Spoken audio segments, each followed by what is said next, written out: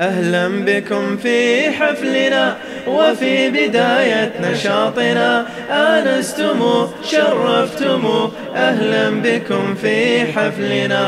الحمد لله والصلاة والسلام على رسول الله، أما بعد. قال الله عز وجل: يا أيها الذين آمنوا إذا قيل لكم تفسحوا في المجالس فافسحوا يفسح الله لكم وإذا قيل انشزوا فانشزوا يرفع الله الذين آمنوا منكم والذين أوتوا العلم درجات والله بما تعملون خبیر۔ آج انشاءاللہ مجلس کے آداب سے متعلق گفتگو ہوگی۔ مجلس کا ایک اہم ادب یہ ہے کہ ہم اس میں اللہ کا ذکر کرنا فراموش نہ کریں۔ کوئی بھی مجلس ہو، کوئی بھی نشست ہو، کوئی بھی بیٹھک ہو، جب بھی کہیں بیٹھنے کا اتفاق ہو تو مجلس اللہ کے ذکر سے خالی نہ جائے۔ اگر ایسا ہوتا ہے اور اللہ کا ذکر چھوٹ جاتا ہے تو یہ بہت بڑا خسارہ ہوگا، حسرت اور ندامت کی بات ہوگی۔ جیسا کہ جناب محمد الرسول اللہ صلی اللہ علیہ وسلم نے فرمایا ہے، سنن ابی داؤد کی حدیث ہے، علامہ البانی نے صحیح قرار دیا ہے: ما من قوم يقومون من مجلس لا يذكرون الله فيه الا قاموا عن مثل جیفۃ حمار وكان لهم حسرہ، کہ جب کچھ لوگ کسی مجلس میں بیٹھتے ہیں جس میں اللہ کا ذکر نہیں کرتے تو گویا وہ گدھے کی لاش پر سے اٹھتے ہیں اور وہ حسرت کا سبب ہوگا۔ ظاہر بات ہے، لاش خود ہی یہ کسی چیز سے نفرت دلانے کا سبب ہے، اور پھر وہ گدھے کی لاش ہو جس میں بدبو ہو، گندگی ہو، تو یہ بہت جو ہے، جب اللہ کا ذکر نہیں کیا گیا تو اللہ کے ذکر کے بجائے اس میں لوگوں کے عزت و آبرو پہ حملے کیے گئے ہوں گے، ان کی بات ان کی بات، یہ جو ہے ادھر ادھر کی بکواسات کی گئی ہوں گی، تو اس وجہ سے اسے کہا گیا کہ وہ گدھے کی لاش پر سے اٹھے ہیں۔ انہوں نے بہت بڑی کوتاہی کی جنہوں نے مجلس میں اللہ کا ذکر نہ کیا۔ اور اس کے برخلاف میرے بھائی، اگر کسی مجلس میں اللہ کا ذکر ہوتا ہے،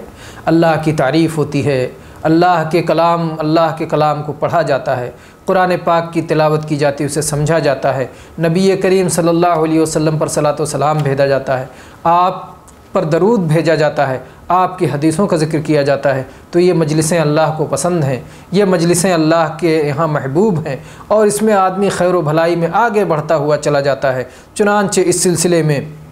صحیح بخاری اور صحیح مسلم میں ابو ہریرہ رضی اللہ عنہ سے مروی حدیث ہے، طویل حدیث، جس میں اللہ کے نبی صلی اللہ علیہ وسلم نے فرمایا کہ اللہ نے کچھ فرشتے ایسے مقرر کر رکھے ہیں جو راستوں میں گھومتے رہتے ہیں اور اللہ کا ذکر کرنے والوں کو تلاش کرتے رہتے ہیں۔ جب وہ کچھ لوگوں کو پا جاتے ہیں جو اللہ کا ذکر کر رہے ہوں تو وہ ایک دوسرے کو آواز دیتے ہیں، وہ بلاتے ہیں، کہتے ہیں ہلموا الی حاجتکم، اے وہ فرشتوں جو ذکر کی مجلسوں کی تلاش میں ہو، آؤ یہاں وہ مجلسیں ہیں۔ پھر وہ اپنے بازوؤں سے انہیں گھیر لیتے ہیں، آسمان دنیا تک وہ ان کی اتنی بڑی تعداد ہے، وہ اپنے بازوؤں سے انہیں ڈھانک لیتے ہیں، اور اس کے بعد جب وہ آسمان میں پہنچتے ہیں اللہ تبارک و تعالیٰ ان سے سوال کرتا ہے، ان سے پوچھتا ہے، حالانکہ اللہ تبارک و تعالیٰ کو ان کے بارے میں خوب معلوم ہے، ان کے بارے میں بھی اور ذکر کرنے والے بندوں کے بارے میں بھی خوب معلوم ہے، پھر بھی اللہ سوال کرتا ہے، پوچھتا ہے کہ میرے بندے کیا کہہ رہے ہیں، میرے بندے اپنی زبان سے کیا کہہ رہے ہیں؟ وہ فرشتے کہتے ہیں کہ اے اللہ وہ تیری تسبیح کر رہے ہیں، اے اللہ وہ تیری تکبیر کر رہے ہیں، اے اللہ وہ تیری تحمید کر رہے ہیں، اے اللہ وہ تیری تمجید کر رہے ہیں، وہ سبحان اللہ، اللہ اکبر، الحمدللہ اور لا حول ولا قوت الا باللہ اور اس طرح کے مختلف ذکر و اذکار میں مشغول ہیں، وہ لا الہ الا اللہ پڑھ رہے ہیں، گویا وہ اس طرح سے مختلف ذکر میں مشغول ہے۔ اللہ تبارک و تعالیٰ پوچھتا ہے کیا ان بندوں نے مجھے دیکھا ہے؟ تو وہ کہتے ہیں لا واللہ ما رأوک، اے اللہ تیری قسم ہے، اے اللہ تیری قسم ہے، انہوں نے تجھ کو نہیں دیکھا۔ اللہ تبارک و تعالیٰ کہتا ہے کہ اگر انہوں نے مجھے دیکھا ہوتا تو پھر کیا حالت ہوتی؟ فرشتے کہیں گے، فرشتے جواب دیں گے کہ اے اللہ اگر ان لوگوں نے تجھے دیکھا ہوتا تو تیری عبادت اور زیادہ کرنے والے ہوتے،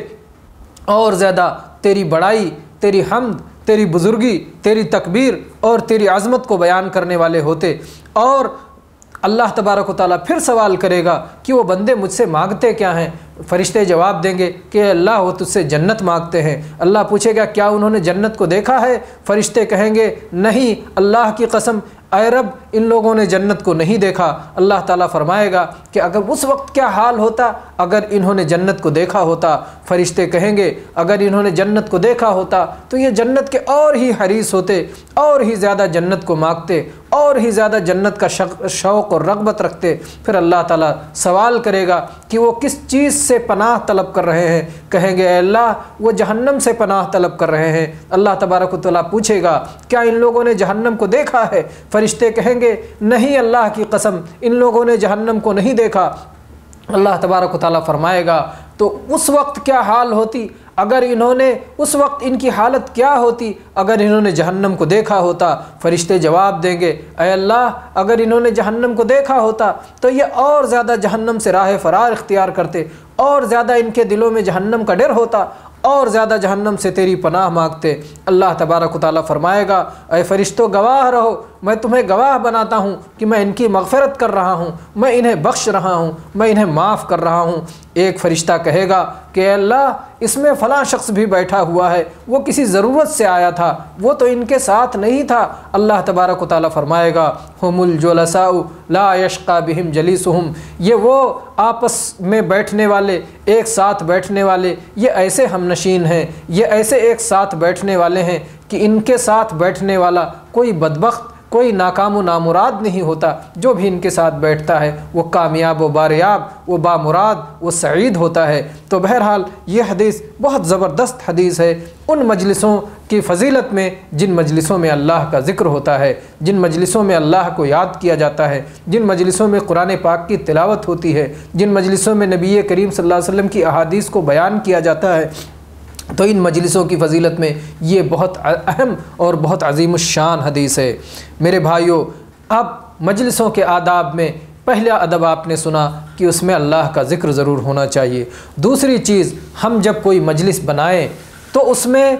اچھے رفقا کا انتخاب کریں، اچھے ساتھیوں کا انتخاب کریں، یا ہم کسی کے ساتھ اگر بیٹھیں، کسی کو اپنا ہمنشین اور دوست بنائیں تو ضرور اس بات کا خیال رکھیں کہ وہ شخص کیسا ہے۔ جیسا کہ جناب محمد الرسول اللہ صلی اللہ علیہ وسلم نے فرمایا ہے، سنن نبی داؤد کی حدیث علامہ البانی نے حسن قرار دیا ہے، المرء علی دین خلیلہ فلینظر احدکم من یخالل، کہ ایک بندہ اپنے دوست کے دین پہ ہوتا ہے، لہٰذا خوب غور و فکر کر لے کہ وہ کسے دوست بنا رہا ہے۔ ظاہر بات ہے جو شخص کسی شخص کا ساتھ اختیار کرتا ہے تو اس کے طریقے کو، ان کے عادات کو، اس کی سیرت کو، اس کے طرز عمل کو بھی اپناتا ہے، اور طبیعتیں ایک دوسرے سے اخذ کرتی ہیں۔ جیسا کہ کہتے ہیں خربوزہ خربوزے کو دیکھ کے رنگ پکڑتا ہے، تو ایک ساتھی اپنے ساتھی کے طریقے سے، اس کے اطوار سے، عادات سے، اخلاق سے متاثر ہوئے بغیر نہیں رہ سکتا۔ اس لیے اگر آپ کسی کے دین و اخلاق سے راضی ہیں تو اسے اپنا دوست بنائیں، اس کے ساتھ اٹھک بیٹھک کریں، اس کے ساتھ نشست و برخاست رکھیں،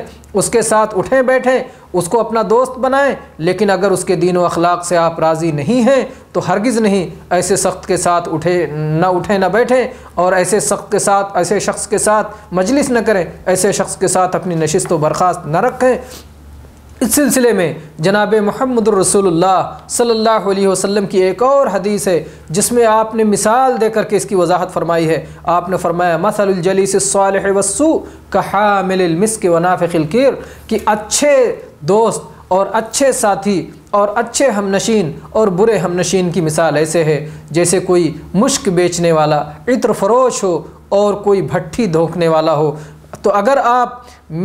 عطر فروش کے پاس، مشک بیچنے والے کے پاس یا مشک رکھنے والے کے پاس اگر آپ رہیں گے تو یا تو وہ تمہیں مشک دے دے گا، وہ تمہیں عطر دے دے گا، وہ تمہیں ہدیہ کر دے گا، یا تم اس سے خرید لو گے۔ اور اگر وہ نہیں دیتا ہے اور نہ ہی تم خرید لیتے ہو تو چونکہ وہ خود مشک والا ہے، اس کے پاس مشک ہے، اس لیے اس کی خوشبو تو تم تک پہنچتی ہی رہے گی۔ اور اگر تم بھٹی دھونکنے والے کے پاس پہنچتے ہو تو یا تو وہ تمہارے کپڑے جلا دے گا، اور اگر کپڑے نہیں جلتے تو اس کی بدبو سے تو پریشان ہی رہو گے۔ یہ حدیث صحیح بخاری اور صحیح مسلم میں موجود ہے، اور اس میں واضح یہ بات بہت دو ٹوک اور عیاں طور پر واضح ہو کر سامنے آ جاتی ہے کہ برے لوگوں کے ساتھ نہیں رہنا چاہیے، ان کے ساتھ نہیں نشست و برخاست رکھنی چاہیے، اور نیک لوگوں اور متقی اور پرہیزگار لوگوں کے ساتھ ہماری مجلسیں ہونی چاہیے۔ میرے بھائیوں، برے لوگ کون ہوں گے؟ کون برے لوگ ہیں جن سے ہمیں خصوصی طور پر بچنا چاہیے؟ ایک تو اہل بدعت، اور دوسرے فساق، فاسق و فاجر لوگ جو گناہ کبیرہ کے مرتکب ہیں۔ یہ دو اہم ہیں جن سے بچنا ضروری ہے۔ جہاں تک اہل بدعت کا معاملہ ہے تو سلف صالحین ہمیشہ اہل بدعت سے دور رہنے کی نصیحت کیا کرتے تھے۔ چنانچہ حسن بصری رحمہ اللہ کا مشہور قول ہے لا تجالسوا اہل الاہواء، کہ جو اہل بدعت ہیں ان کے ساتھ ہم نشینی اختیار نہ کرو، ان سے بحث و مباحثہ نہ کرو، ان کی باتیں نہ سنو، اس لیے کہ اگر ان کی باتیں سنو گے تو خطرہ ہے کہیں ایسا نہ ہو کہ وہ تمہیں بھی شبہات میں مبتلا کر دیں، یا تم ان کی بدعت میں پھنس جاؤ گے، اور اگر بدعت میں پھنس کر بدعتی ہو گئے تو یہ بہت بری بات ہے اور بہت برا انجام ہوگا اس کا۔ اور اگر تم ان کی بدعت میں نہیں پھنسے اور اپنی سنت کے معاملے میں تم اگر شبہات میں مبتلا ہو گئے تو ظاہر بات ہے یہ بھی بہت بڑا شر ہے کہ سنت کے معاملے میں آدمی شک و شبہات میں مبتلا ہو جائے۔ اور ایسے ہی اگر فاسق ہے، اگر گانے بجانے ایک سننے والا ہے، اگر ایک دوسروں کی غیبتیں کرنے والا ہے، اگر نماز میں غفلت برتنے والا ہے، صلاۃ میں غفلت برتنے والا ہے، اور اگر دوسری بہت ساری برائیوں کا مرتکب ہے، اور ان لوگوں کے پاس بیٹھیں گے تو جیسے ان کے دل مردے ہو چکے ہیں، ان کے دل سیاہ پڑ چکے ہیں، آپ کے دل بھی سیاہ ہونے کا خطرہ ہے اور دلوں کے مردہ ہو جانے کا خطرہ ہے۔ اسی لیے ہم دیکھتے ہیں بہت سارے لوگ جو نیک تھے، اچھے تھے، دیندار تھے، پابند تھے، وہ لوگ جب انہوں نے بروں کا ساتھ کیا، بروں کے ساتھ اٹھنے بیٹھنے لگے، بروں کے ساتھ ان کی مجلسیں اور ان کی نشست و برخاست ہونے لگی تو پھر وہ بگڑ گئے۔ استقامت کے بعد، صالحیت کے بعد وہ بھی فاسق و فاجروں میں سے ہو گئے۔ اللہ تبارک و تعالی ہم سب کی حفاظت فرمائے، آمین۔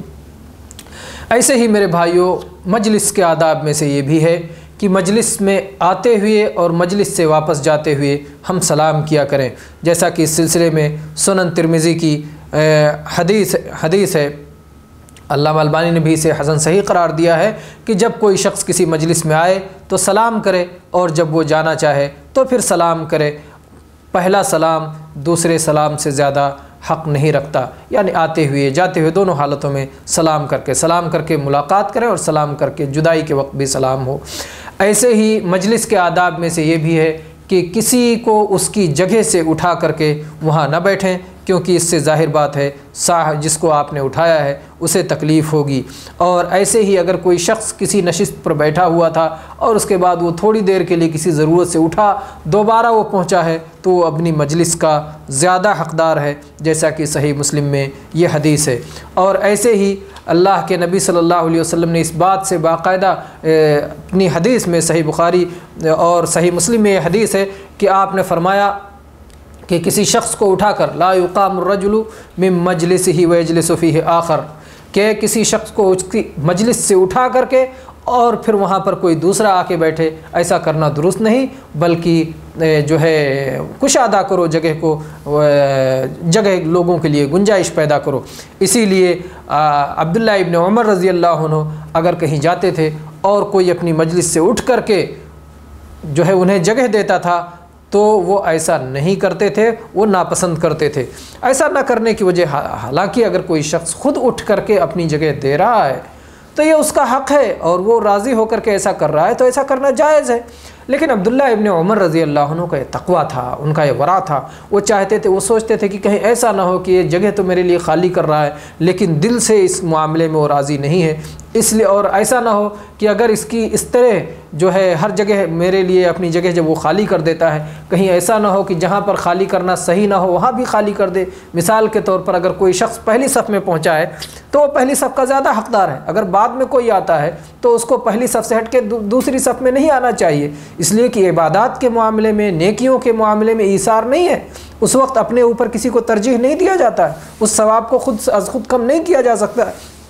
تو ان سب چیزوں کا خیال رکھتے ہوئے عبداللہ ابن عمر رضی اللہ عنہ جو ہے ایسا موقع نہیں دیتے تھے۔ اسی طرح سے میرے بھائی یہاں پر ایک اور مسئلہ آتا ہے، اگر بعض لوگ کیا کرتے ہیں مصلی یا سجادہ مسجد میں بچھا دیتے ہیں اور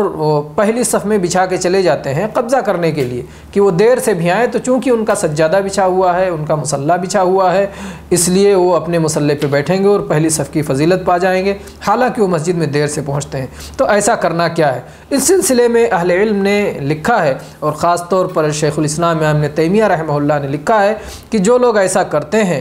تو یہ اس بات کے منع ہونے پر سارے مسلمان متفق ہیں کہ ایسا کرنا منع ہے، اس لیے کہ مسجد یہ عام جگہ ہے، سارے لوگوں کی جگہ ہے۔ کوئی شخص ایک جگہ اپنے لیے فکس کر لیتا ہے، کسی جگہ کا مالک بن جاتا ہے کسی کے ذریعے سے، گویا وہ جگہ غصب کر رہا ہے، اور ایسا کرنا کسی طرح درست نہیں ہے۔ جب اگر وہ پہلے آتا ہے، جو پہلے آئے پہلے پائے، یہ اللہ کا گھر ہے اور یہ سارے لوگوں کے لیے عام ہے۔ اور مسجد میں ہونا یہ چاہیے کہ جیسے جیسے لوگ آئیں ویسے ویسے آگے بیٹھتے جائیں، ویسے صف مکمل کرتے جائیں، جیسا کہ جناب محمد الرسول اللہ صلی اللہ علیہ وسلم کی حدیث ہے صحیح مسلم میں، آپ نے فرمایا الا تصفون کما تصف الملائکۃ عند ربھا، جیسے فرشتے اپنے رب کے پاس صف بناتے ہیں کیا تم اس طرح صف نہیں بناتے؟ صحابہ نے پوچھا کہ فرشتے اپنے رب کے پاس کیسے صف بناتے ہیں؟ اللہ کے نبی صلی اللہ علیہ وسلم نے فرمایا کہ پہلے اگلی صفوں کو مکمل کرتے ہیں، بعد میں بعد والی صفوں کو، اور صفوں کو بالکل گچ کرتے ہیں، یعنی صفوں کے درمیان جگہ نہیں چھوڑتے۔ تو اگر ایک شخص مصلی بچھا کے چلا گیا ہے تو ظاہر بات ہے باقی لوگ آئیں گے، صف بن جائے گی اور اس کی جگہ خالی رہے گی۔ ایسے ہی جو ہے نبی کریم صلی اللہ علیہ وسلم نے جو ہے اگلی صف میں پہنچنے کے لیے اور سبقت کرنے کے لیے آپ نے ترغیب دی ہے۔ صحیح بخاری اور صحیح مسلم میں آیا ہے کہ اگر لوگوں کو پتہ چل جائے کہ اذان میں کیا ہے اور پہلی صف میں کیا ہے، اور وہ پہلی صف اور اذان قرآن اندازی کے بغیر نہ پا سکیں تو وہ قرآن اندازی تک کریں گے، اور ایسے ہی اگر جلدی پہنچنے میں کیا ثواب ہے پا جائیں تو لوگ اس میں آگے بڑھنے کی کوشش کریں گے۔ تو یہ حکم دیا گیا ہے کہ ہر کوئی پہلے آئے اور اپنے جو سجادے اور اپنے مصلی کے ذریعے سے پہلی صف میں بننے والا نہ بیٹھے۔ البتہ اگر کوئی شخص، ظاہر بات ہے اگر کسی شخص نے مصلی بچھا دیا ہے، سجادہ بچھا دیا ہے، بعد میں آتا ہے لوگ بیٹھ چکے ہیں، تو اسے لوگوں کی گردنیں پھلاگنی ہوگی، جس سے کہ روکا گیا ہے اور جس سے منع کیا گیا ہے۔ البتہ اگر کوئی سجادہ اس طرح بچھا کے چلا گیا ہے تو کیا کسی کو اجازت ہے کہ اس کا سجادہ اٹھا کے ہٹا دے اور اس پر بیٹھ جائے؟ اس سلسلے میں بعض علماء نے تو یہ کہا کہ نہیں، ہٹا نہیں سکتے سجادہ، اس لیے کہ وہ دوسرے کی ملکیت ہے اور دوسرے کی ملکیت میں آپ کیسے تصرف کر سکتے ہیں؟ لیکن یہ بات صحیح نہیں ہے۔ صحیح بات یہ ہے کہ دوسرا اسے اٹھا سکتا ہے اور اس کی جگہ پر صلاۃ پڑھ سکتا ہے، اس لیے کہ جو پہلے آئے مسجد میں وہ پہلی صف کا مستحق ہے، اور یہ چونکہ دیر سے آیا ہے تو اس کو اس کا حق نہیں بنتا ہے، وہ کیوں پہلے سے بچھا کر کے گیا ہے، یا ظہر ہی میں عصر کے لیے اس نے کیوں بچھا دیا ہے، تو یہ اس کا حق نہیں ہے۔ اس نے یہ جگہ غصب کر رکھی ہے، اور کسی جگہ کو زبردستی قبضہ کر کے رکھنا یہ منکر ہے، اور منکر کو ختم کرنے کا اللہ کے نبی صلی اللہ علیہ وسلم نے حکم دیا ہے۔ فرمایا من رآ منکم منکرا فلیغیرہ بیدہ، جو شخص کسی منکر کو دیکھے، کسی برائی کو دیکھے، وہ اپنے ہاتھ سے بدل دے، اس لیے اسے ہٹا دینے کا پورا اختیار ہے۔ البتہ اگر اس سے بڑی برائی پیدا ہونے کا خطرہ ہے، اگر اس کی وجہ سے مار پیٹ ہو جائے گی، اگر اس کی وجہ سے لڑائی ہو جائے گی، گالی گلوچ ہو جائے گا، اس کی وجہ سے کوئی فتنہ اور شر پھیل جائے گا، تو پھر ایسا کرنا درست نہیں ہے، لیکن عام حالات میں جو ایسا کیا جا سکتا ہے۔ اسی طرح سے مجلسوں کو کشادہ کرنا چاہیے، اور آپ وہ آیت ابتدائی میں سن چکے ہیں، اللہ تبارک و تعالیٰ نے فرمایا یا ایھا الذین آمنوا اذا قیل لکم تفسحوا فی المجالس فافسحوا، اے ایمان والو جب تم سے کہا جائے کہ مجلسوں میں وسعت کرو، کشادگی کرو، تو کشادگی کرو، اللہ تبارک و تعالیٰ تمہارے لیے کشادگی فرمائے گا۔ ایسے ہی مجلس کے آداب میں سے یہ بھی ہے کہ دو شخص کے بیچ میں جا کر کے نہ بیٹھا جائے، جیسا کہ صحیح سنن نبی داؤد کی حدیث علامہ البانی نے حسن صحیح قرار دیا ہے کہ کوئی آدمی، آپ صلی اللہ علیہ وسلم نے فرمایا لا یحل لرجل ان یفرق بین اثنین الا باذنہما، دو آدمیوں کے بیچ میں جا کر کے کوئی شخص بیٹھ جائے، انہیں الگ الگ کر دے، ان کی اجازت کے بغیر ایسا کرنا درست نہیں ہے۔ ظاہر بات ہے وہ دونوں آپس میں محبت کرنے والے دوست تھے، وہ کچھ باتیں کرنا چاہتے تھے، کوئی راز کی باتیں کرنا چاہتے تھے، تیسرا جب اس کے بیچ میں بیٹھ جائے گا تو وہ جو آپس میں ہم کلامی کرنا چاہتے تھے اس میں یہ رکاوٹ بنے گا۔ اسی طرح سے مجلس کے آداب میں سے یہ ہے کہ اگر کوئی مجلس میں پہنچے تو جہاں مجلس ختم ہو رہی ہو وہیں بیٹھ جائے، یہ نہیں کہ لوگوں کی گردنیں پھلاکتے ہوئے آگے بڑھے۔ اور ایسے ہی مجلس کے آداب میں سے یہ ہے کہ اگر 3 لوگ ہیں تو ایک کو چھوڑ کر باقی 2 لوگ آپس میں سرگوشی نہ کریں، اس کی وجہ سے تیسرے کو غم ہوگا اور تیسرے کو الجھن اور تکلیف ہوگی۔ چنانچہ اس سلسلے میں صحیح بخاری اور صحیح مسلم کی حدیث ہے، لا ينتج اثنان دون الثالث فإن ذلك يحزنه، یا دوسرے الفاظ میں اذا کنتم ثلاثہ فلا يتناجى رجلان دون الآخر حتى تختلطوا بالناس من اجل ان يحزنوا، جب تم 3 لوگ رہو تو 2 کو چھوڑ کر کے، ایک کو چھوڑ کر کے باقی 2 لوگ سرگوشی نہ کریں، چپکے خاموشی کے ساتھ پست آواز میں کوئی بات نہ کریں یہاں تک کہ لوگوں کے درمیان مل جاؤ۔ تو گویا جب 4 ہو جائیں، 2 الگ ہو جائیں، 2 الگ ہو جائیں تو ایسا کیا جا سکتا ہے۔ چنانچہ اس سلسلے میں عبداللہ ابن عمر رضی اللہ عنہ کا واقعہ ہے اور اس میں بڑی اچھی تطبیق ہے اس حدیث کی۔ عبداللہ ابن دینار کہتے ہیں کہ میں اور عبداللہ ابن عمر جو ہے خالد ابن عقبہ کے گھر کے پاس بازار میں تھے کہ ایک شخص آیا، گویا 3 لوگ ہو گئے، خالد ابن عقبہ اور عبداللہ ابن عمر اور عبداللہ ابن دینار۔ کہتے ہیں ایک شخص آیا اور وہ چاہتا تھا کہ عبداللہ ابن عمر رضی اللہ عنہ سے جو ہے کچھ باتیں کرے۔ عبداللہ ابن خالد ابن عقبہ کے گھر کے پاس تھے، نہ کہ وہ وہاں موجود تھے، تو گویا صرف 2 تھے اور ایک تیسرا شخص آیا تو 3 ہو گئے۔ عبداللہ ابن دینار تھے، عبداللہ ابن عمر تھے اور ایک تیسرا شخص آیا۔ تیسرا شخص عبداللہ ابن عمر سے کچھ خاموشی سے باتیں کرنا چاہتا تھا، تو عبداللہ ابن عمر رضی اللہ عنہ نے کہا نہیں، ابھی رہنے دو، آگے چلو، جب ہم 4 ہو جائیں گے تو اس کے بعد میں پھر میں تم سے جو ہے خاموشی سے باتیں کر لوں گا، اس لیے کہ اللہ کے نبی صلی اللہ علیہ وسلم نے جب 3 لوگ ہوں تو 2 لوگ کچھ خاموشی سے بات کریں، تیسرا جو نہ سن سکے، نہ سمجھ سکے تو وہ جائز نہیں ہے۔ اسی میں یہ بھی آتا ہے میرے بھائیوں کہ اگر 3 شخص ہیں، 2 لوگ سرگوشی تو نہیں کر رہے ہیں، دھیرے تو نہیں کر رہے ہیں، لیکن کسی ایسی زبان میں گفتگو کر رہے ہیں جو تیسرے کو سمجھ میں نہیں آ رہا، یا کوڈ میں کر رہے ہیں، کوڈ ورڈ میں، یا مختلف زبان میں کر رہے ہیں جو اس کو سمجھ میں نہیں آتا، تو یہ بھی اس کے حکم میں داخل ہوگا اور ایسا کرنا جائز نہیں ہوگا۔ ایسے ہی میرے بھائیوں مجلس کے آداب میں سے یہ بھی ہے کہ اگر کچھ لوگ اپنی باتیں آپ کو سنانا نہیں چاہتے تو آپ ان کی باتوں کو سننے کی کوشش نہ کریں۔ اللہ کے نبی صلی اللہ علیہ وسلم نے فرمایا ہے، من استمع الى حدیث قوم وهم له کارہون او یفرون من ثم صب في اذنه الآنک یوم القیامہ۔ یہ حدیث صحیح بخاری کی اور صحیح بخاری کی حدیث ہے کہ جو شخص کچھ ایسے لوگوں کی باتیں سننے کی کوشش کرے جو کہ اسے سنانا نہیں چاہتے ہیں یا اس سے بھاگ رہے ہیں، تو قیامت کے دن اس کے کان میں سیسا پگھلا کر ڈال دیا جائے گا۔ تو بہرحال یہ سخت منع ہے۔ ایسے ہی بعض نشستیں ایسی ہیں کہ جن سے جس انداز میں بیٹھنے سے منع کیا گیا ہے، اور بعض لیٹنے کے طریقے ایسے ہیں کہ جن طریقوں سے لیٹنے سے منع کیا گیا ہے جس میں غرور و تکبر پایا جائے۔ جیسے بیٹھنے کے انداز میں، جیسے اگر کوئی شخص اپنی پیٹھ پر اپنا بایاں ہاتھ اپنی پیٹھ پہ رکھے اور دائیں ہاتھ پر ٹیک لگا کر کے بیٹھ جائے تو ایسی بیٹھک سے اللہ کے نبی صلی اللہ علیہ وسلم نے منع فرمایا ہے۔ ایسے ہی کوئی شخص سائے میں بیٹھا ہوا تھا اور دھوپ آ گئی کہ آدھا سائے میں ہو گیا، آدھا دھوپ میں ہو گیا، تو اس سے بھی اللہ کے نبی صلی اللہ علیہ وسلم نے منع فرمایا ہے اور کہا ہے کہ اس طرح شیطان بیٹھتا ہے۔ اور ایسے ہی لیٹنے کے معاملے میں ایک پیر کو دوسرے پیر پہ لیٹنے سے منع فرمایا ہے، اور ایک اور حدیث میں ہے کہ اللہ کے نبی صلی اللہ علیہ وسلم خود اس طرح لیٹے ہوئے تھے کہ آپ ایک پیر دوسرے پیر پہ رکھے ہوئے تھے۔ تو اس کا جواب یہ ہے کہ اگر شرمگاہ کھلنے کا خطرہ ہے، شرمگاہ کھل جانے کا خطرہ ہے، تو ایسی صورت میں جو ہے ایسا نہیں لیٹا جائے گا، لیکن اگر ایسا خطرہ نہیں ہے تو ایک پیر کو دوسرے پیر پہ رکھ کر کے لیٹا جا سکتا ہے۔ اسی طرح سے مجلس کے آداب میں سے یہ بھی ہے کہ بہت زیادہ ہنسا نہ جائے، کیونکہ بہت زیادہ ہنسنے سے دل مردہ ہو جاتا ہے، جیسا کہ اس سلسلے میں سنن ابن ماجہ کی حدیث ہے اور علامہ البانی نے صحیح قرار دیا ہے، لا تکثروا من الضحک فإن کثرۃ الضحک تمیت القلب۔ بہت زیادہ نہ ہنسو، بہت زیادہ ہنسنے سے دل کی موت ہو جاتی ہے۔ تو البتہ کبھی کبھی تھوڑا بہت ہنسنا مسکرانا ہنسنے کی بات ہے، ہوا جا سکتا ہے۔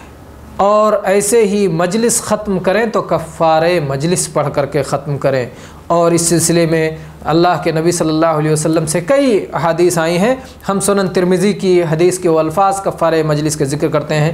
کفارے مجلس یہ دعا ہے، سبحانک اللہم وبحمدک اشہد ان لا الہ الا انت استغفرک واتوب الیک،